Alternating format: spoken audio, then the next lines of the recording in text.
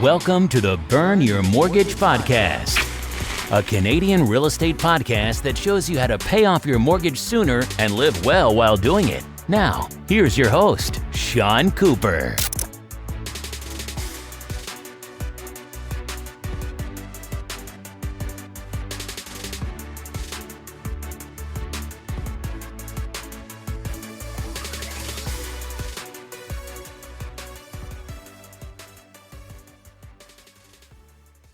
Welcome to the Burn Your Mortgage Podcast. I'm Sean Cooper, and it's great to be back for another episode. On today's show, I'll be talking to Neal Winokur. Neal, a CPA, is the author of the new book, The Grumpy Accountant. An active blogger, several of his articles have been published in the National Post. Neal feels a moral obligation to speak out against the inherent flaws, unfairness, and needless complexities that define Canadian tax. His dream is for the Canadian tax system to be massively simplified to the point where his job as a tax accountant would no longer exist. His wife won't be too happy about this, but it's for the good of the nation. In my interview with Neal, we discuss the tax breaks first-time homebuyers receive, how the RRSP Home Buyer Plan works, and the tax implications of renting out your home. Without further ado, here's my interview with Neal Winokur. Hi Neal, how are you doing today? Good, thank you.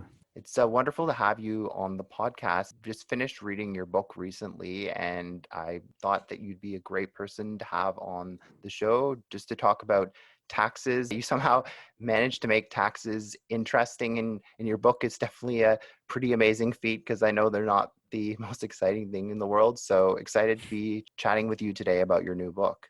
Thank you so much. Yeah, it was fun to write. It was a labor of love, and I wrote it in a way that people, normal human beings, like non-accountants, could understand and appreciate and find funny.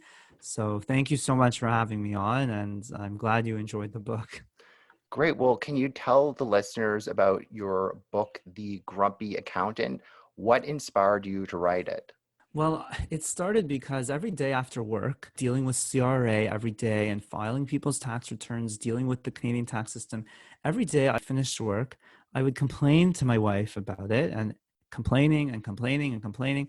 And eventually she told me that she was tired of this. Like, she didn't want to hear these complaints anymore, but she did like some of my ideas. And she suggested that I write some articles or write a blog or something. And I thought that was a great idea. So I started writing down some of these ideas that were in my head. And every night I would be lying awake in bed, having trouble falling asleep because I would be thinking about this, thinking about how complicated our tax system is and how it doesn't have to be this way. So I started writing down these thoughts, and I quickly realized there's a whole book here. This isn't just a few articles or a blog. Like, this topic could really be a whole book. And if I could find a way to make the book interesting and relatable and funny and informative, I think that this could be like a really interesting book for millions of Canadians to read and to appreciate. Great. And then you ended up writing the book. And I'm just curious, the characters in the book, I believe their names are Jerry, Elaine, and George. Are these based on real people that you know? You don't have to name the people on the podcast, but did you just kind of make up the characters, or is George like, is he like kind of an extension of yourself because you've gotten grumpy over some of these complicated tax things over the years? Yeah, I guess George it's basically me. I'm writing myself into the story. Jerry symbolizes the typical average Canadian going through life, bumbling through the tax system at every stage in life. And I don't want to ruin the whole story because it's written as a narrative. So I'm not going to ruin the story, but Elaine, Jerry, they're going through the tax system. George is the grumpy accountant trying to help them. And the stories in the book that they experience are based off real life experiences that I've been through with my clients. It's interesting. Some of the feedback I've received about the book is that people are telling me, oh, that happened to me, or something similar like that happened to me, or someone I know. Like, so it's relatable. And the characters, it's interesting. I've never written a book before, and I didn't know about, character development and these types of things, but it was a lot of fun to write. And it was a great experience to write these characters and even to sort of base the character off of myself. Yeah, and I mean, as a first-time author, I'm not sure if you hired an editor or whatnot, but honestly, the book read really well. And like I said at the beginning of the show, you somehow managed to make taxes interesting. Like the story definitely flows. So I would say anyone that's interested in learning more about the Canadian tax system, you could read online on the CRA website, but you're probably going to fall asleep at your computers. Definitely check out Neal's book, I would say. It's definitely it's an interesting read, and you'll learn a ton about the tax system too. Yeah, and I definitely had an editor for sure, a very good one. Well, it shows Yep. definitely. So great. In your book, you have a chapter dedicated to real estate, appropriately titled Home Sweet Home. Can you talk about some of the tax breaks first-time home buyers receive? Right. So first-time home buyers, there's a few different tax issues they should be aware of. One of them is federal tax credit. So this is really across the country on your tax return. In the year you purchase a home, if you do qualify as a first-time home buyer, you will be eligible to claim what's called the first-time home buyer's tax credit. And it's basically $750. So it's a $5,000 credit and it's worth 15% of that. So you basically save $750 on your taxes in that year. To qualify as a first time home buyer for that credit, you have to have not owned a home in the past 5 years. So you have to have been renting for the past 5 years. And also, if you're married or living common law, if your spouse qualifies as a first time home buyer, but you don't, then your spouse doesn't either. He or she won't be able to claim the credit if you're not eligible for it. So it's a bit, again, this is my pet peeve with our tax system. It's a little more complicated than people think. Because technically, if 10 years ago you owned a home and you think, oh, I'm not a first time home buyer, I owned a home 10 years ago. Well, the rule is it's only the past 5 years that matters.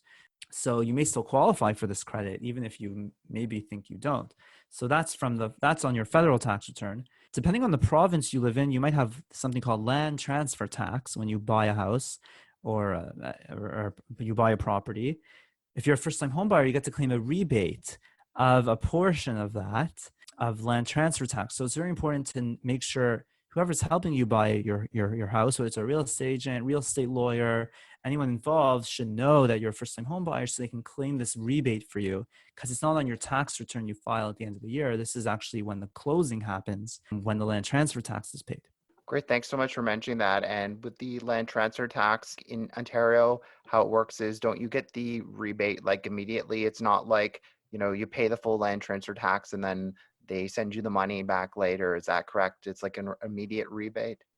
Right. It's right off. Yeah, exactly. Like when the closing happens and all of the money flows around in the different trust accounts with the different lawyers on each side of the deal, the land transfer tax will be paid. You don't actually have to physically, go to some sort of municipal tax office and pay it or write a check. It's all done when the closing happens.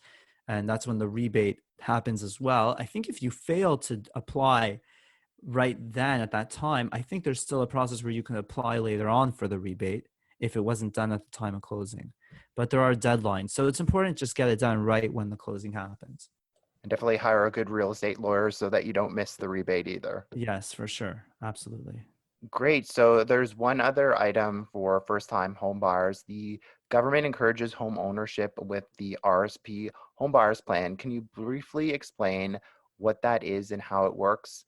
And as well as what are some common mistakes to avoid with the Home Buyers Plan?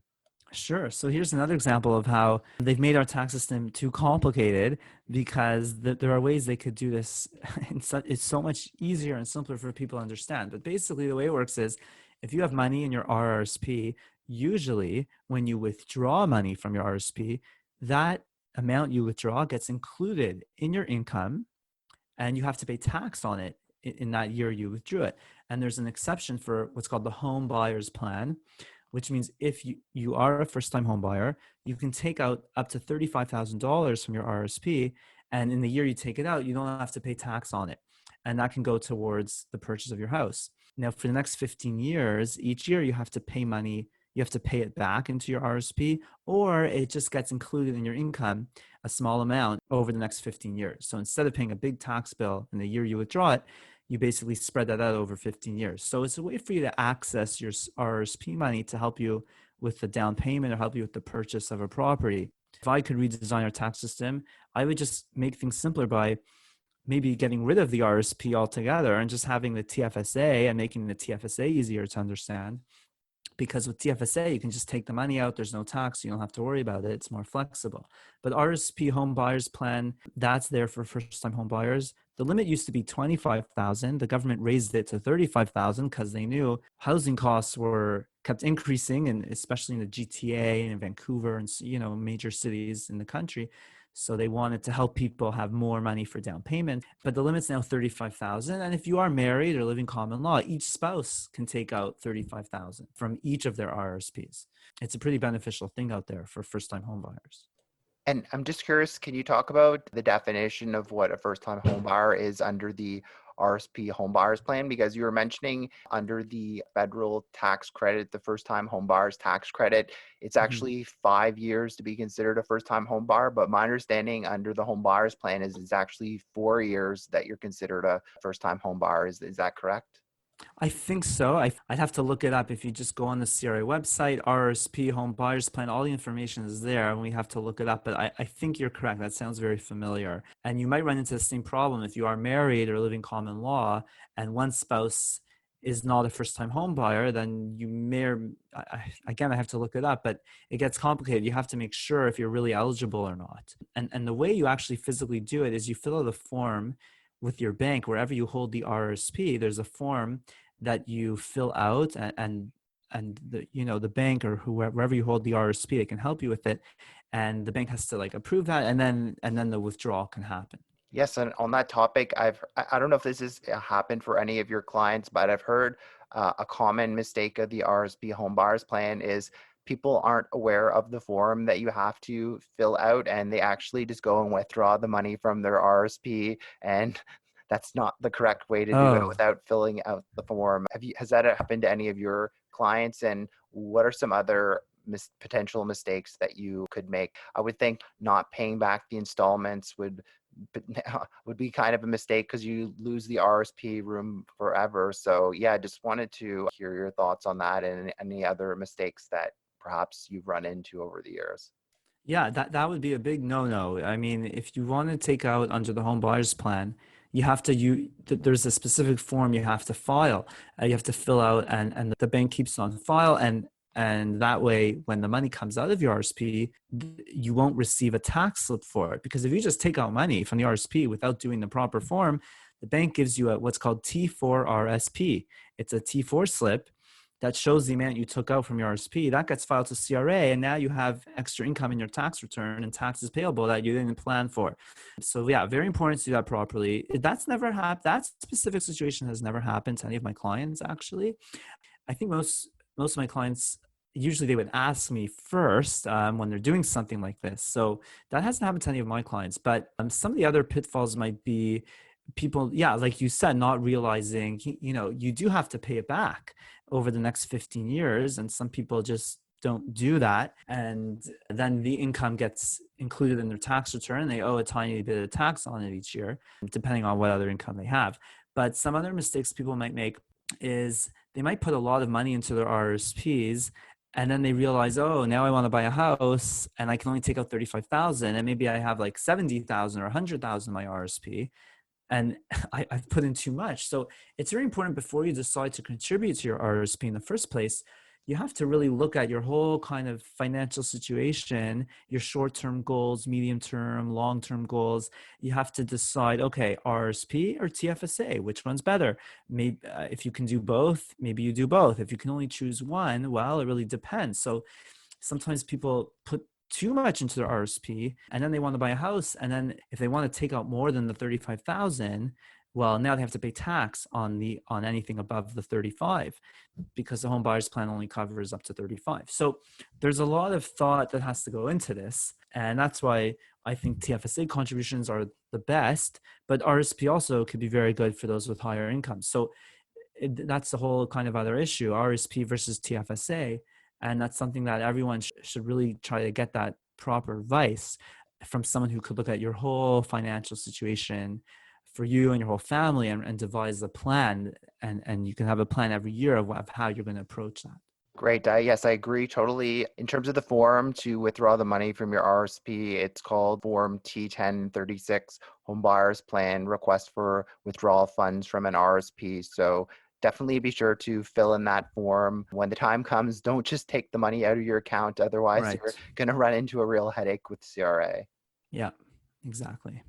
On the topic of home ownership, as mentioned, the cost of home ownership is higher in big cities like Toronto and Vancouver. So a common thing that people are doing, myself included, are deciding to rent out part of their home. So renting out part of your home can be a great way to burn your mortgage sooner, as I like to say. What are the tax implications of renting out part of your primary residence, renting out a basement or a spare bedroom on Airbnb, something like that? Sure. So it depends. There's a difference between what they call short-term rentals and then, more long-term rentals. So if you're renting out let's say you're renting out your basement to a tenant who signs a 1-year lease, more traditional style of rent.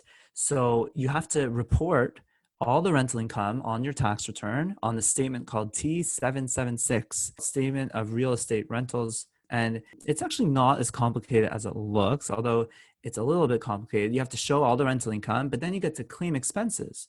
So you get to claim a portion of your property taxes, your mortgage interest, your home insurance, any repairs and maintenance you have to do for the rental unit, and utilities. I mean, if the tenant's paying utilities, then you can't really claim that as an expense. But if you're including utilities in the rent, then you could claim a portion of utilities. You get to claim expenses. So most people in practice, they might not have a lot of net income or profit after they claim all the expenses. So it might not add too much to your tax bill. But there are a couple of things to be very aware of. They're very important. You don't want to jeopardize your principal residence status. Meaning, if this is the house you live in and your plan is, I'm going to live here, and then when I sell the house, it's my principal residence, I'm not paying tax on the sale. Well, you have to make sure you're not renting out 50% of your house. If you're renting out more than half of your house or half of it, the CRA might look at it and say, well, this isn't really a principal residence anymore. You also don't want to claim what's called CCA, capital cost amortization. It's really depreciation for tax purposes. If you claim CCA, claim that to lower your tax bill each year, bring your net income down to zero from the rental income. But if you do that, you might jeopardize your principal residence exemption. That might not be something, that's not something you want to do.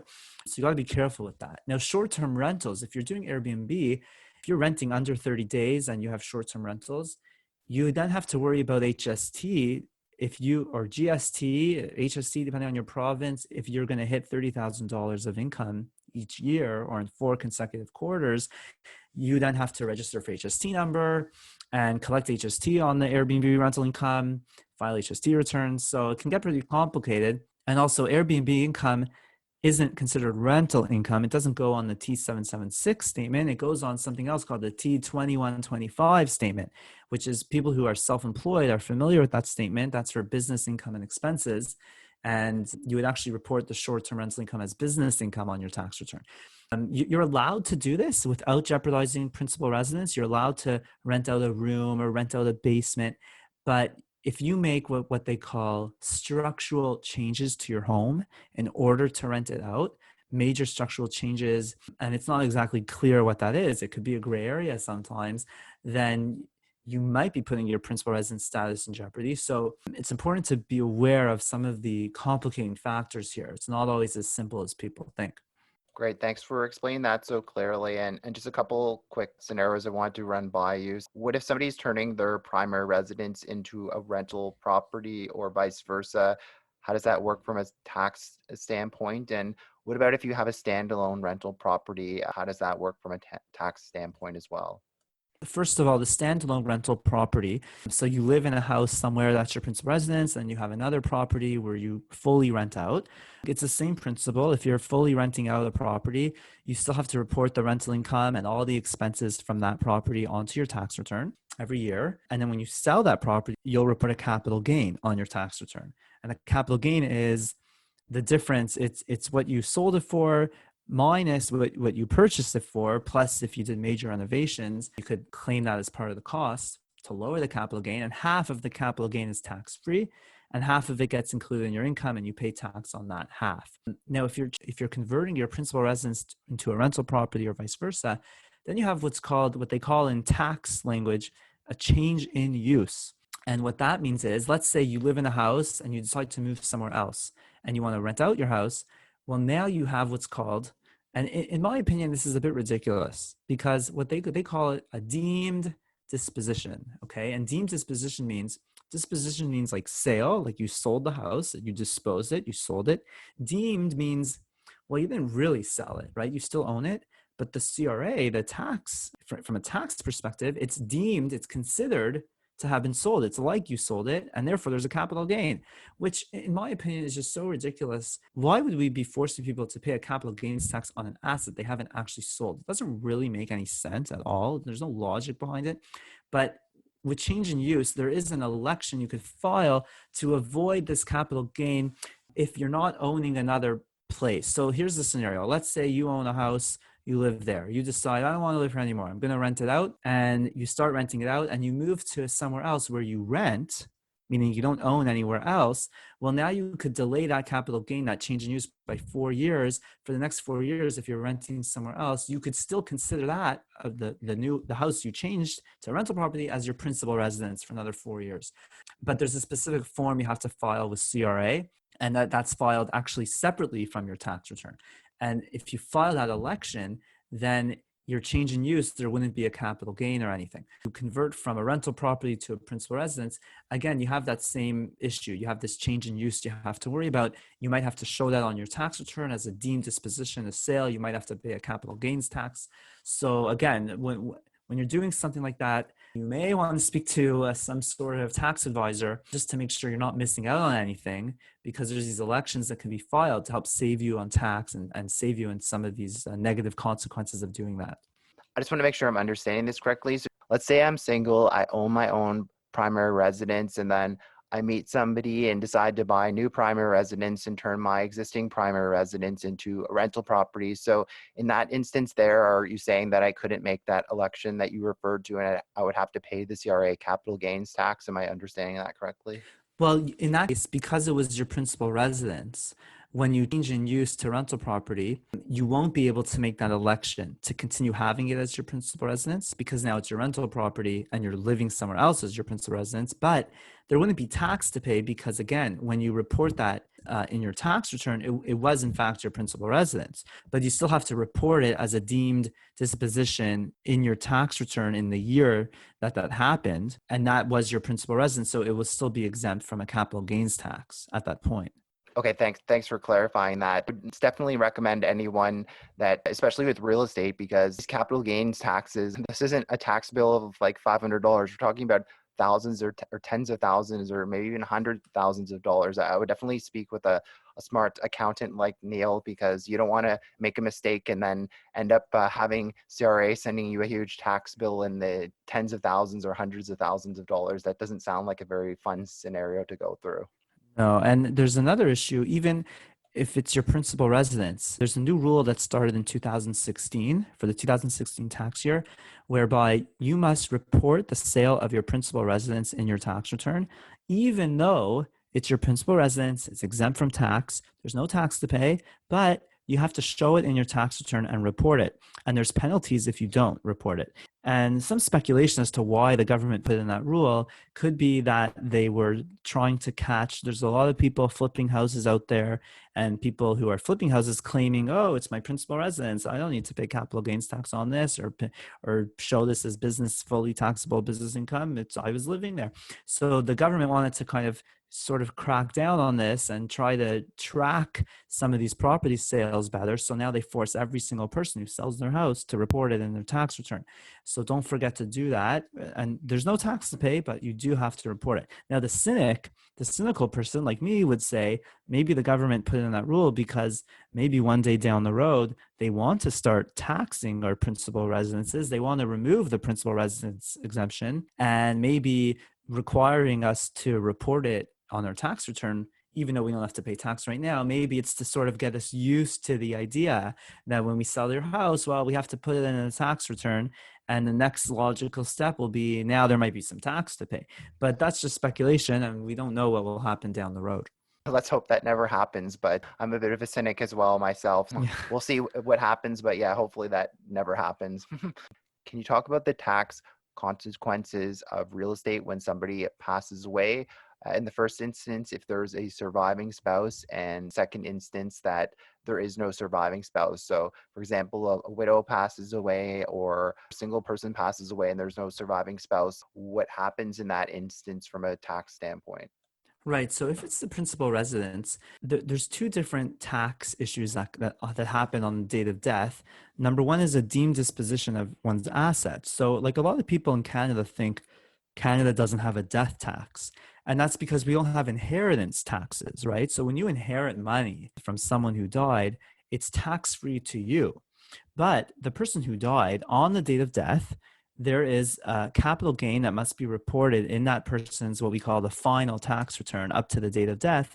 And it's a capital gain based on all the assets they own at the date of death are deemed to have been sold, deemed disposition, and a capital gain tax must be paid. Now, the principal residence is exempt from that, but there might still be a reporting requirement on that person's tax return. Now, if they're not the sole surviving spouse, meaning they're the first spouse to pass away, and if they own the house jointly, then the house will transfer to the surviving spouse. But then another tax issue is it depends on the province you live in. So for example, Ontario has what they call probate, and probate, it's basically a provincial estate tax in a way, and it's based on the value of your estate. And part of that value, actually, the principal residence is included in that. So you may have to pay a tax on the value of the principal residence, but there are complicated ways to avoid probate, and this is where you get into estate planning, and you need to speak to an estate lawyer and accountants who kind of specialize in that area.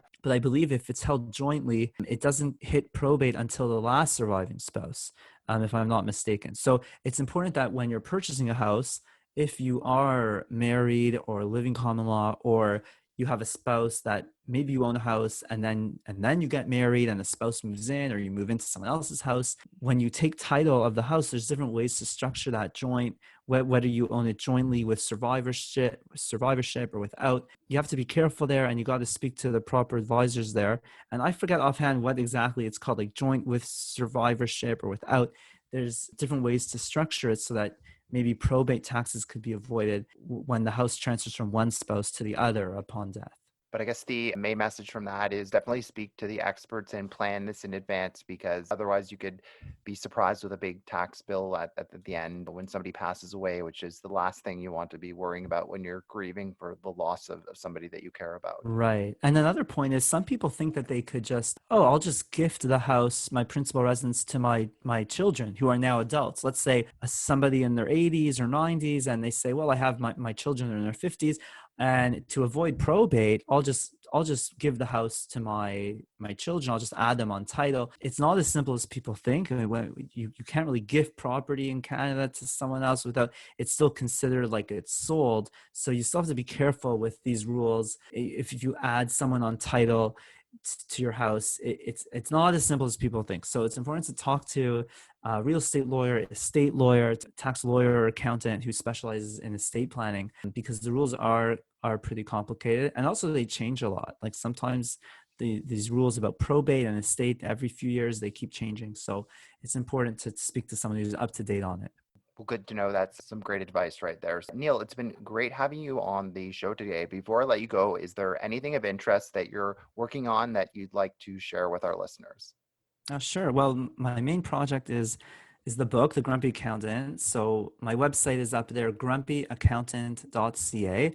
And there's some reviews up there, I believe, including a review from you, Sean. So thank you for that. And there's some videos up on there as well that kind of talk about the book, explain the book. And there's an audio book. I actually recorded the audio book. If you want to listen to me rant for over 5 hours, could listen to the audiobook, and there's an audiobook sample on the website, and there's an excerpt of me reading from the last chapter of the book up there. I think the goal with this book will be to sort of try to really start a movement of tax simplification, try to really push for this, because I've been really frustrated over the years And even if you could see just the discussion we had right now, how complicated they've made things, it really shouldn't be this way. We shouldn't be having to report things in our tax return on which there's no tax to even pay, just these kind of disclosure things. So there's a lot in our tax system that can be improved and simplified. And that's what I'm really working on and focusing on. So check out grumpyaccountant.ca. And you could sign up. I have an e-newsletter I send out once in a while with articles that I write and updates, because I do want to kind of get a movement going to really advocate and push for tax simplification in Canada. Well, I definitely am all for that myself. So if you start a petition one day that you're sending to the federal government in Ottawa, let me know and I'd be happy to sign it myself. Awesome. Thank you so much. Thanks for listening to another episode of the Burn Your Mortgage podcast. Besides being a podcast host, I'm also an independent mortgage broker. If you or anyone you know, family, friends, coworkers, or neighbors could ever use any unbiased mortgage advice or second opinion, feel free to reach out. Email me at Sean, that's SEAN, at burnyourmortgage.ca, or call or text me at 647-867-3711 for a free mortgage consultation. Also, be sure to head on over to www.burnyourmortgage.ca and sign up for my free weekly newsletter. As a small token of my appreciation, you'll be able to download my ultimate mortgage checklist on choosing the perfect mortgage. I look forward to hearing from you and helping you with all your mortgage needs. Once again, thanks for listening. You've been listening to the Burn Your Mortgage podcast. Don't forget to subscribe on iTunes and leave a rating. Until next time, happy mortgage burning.